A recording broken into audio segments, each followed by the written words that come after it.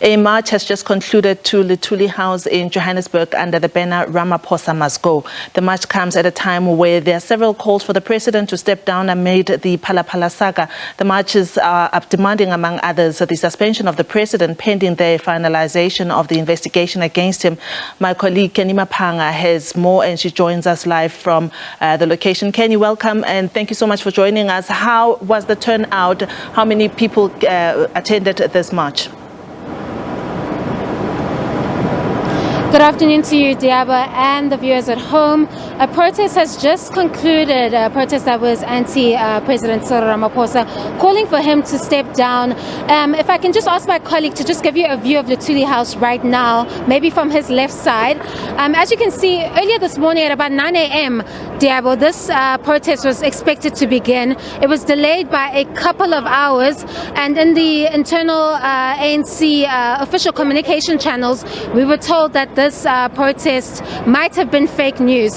However, there were quite a number of protesters. It's unclear if they were ANC members or not that did show up here to protest in collaboration with some of the ANC members that are seen as Zuma supporters or sympathizers. I'm talking of people such as Super Mahumapilo, Canny House, Des van Rooyen. Those are some of the characters that we saw at this protest today.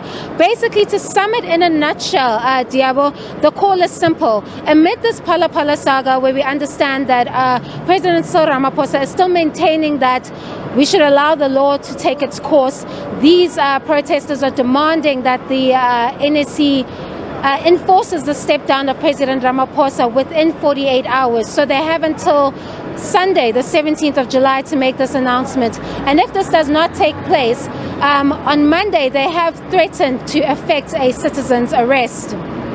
Wow. But who has been leading this march? I did hear you mention that there were sympathizers of the former president. Did you perhaps get a glimpse or maybe hear what exactly was said about, you know, the current president and him stepping down? I know that yesterday you also covered the EFF, who also are working on a similar system of getting the president out of office.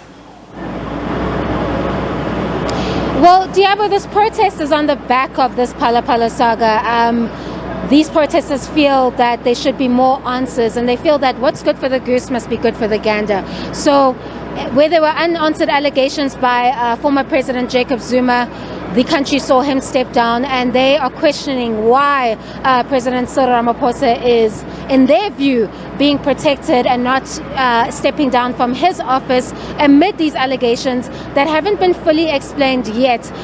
They are they're mirroring the EFF's call for answers. I think the EFF is taking it a step further by seeking court action to compel these different bodies to get answers from President Ramaphosa. Here, these are members coming to the ANC, asking the ANC internally to hold its own president accountable. As I've mentioned before, Diabo, the figures that were here, we're talking about Super Mahumapilo, Canny House, Des van Rooyen. I mean, these are people that are seen as former President Jacob Zuma's supporters. So those are the kind of figures that we saw today. That memorandum was received by the ANC's head of presidency, Sibongile Besani. We haven't gotten a response from them as to what they feel about this 48-hour deadline, but we do understand that it might not be over here yet. On Monday, we may see more action as they have threatened to effect a citizen's arrest.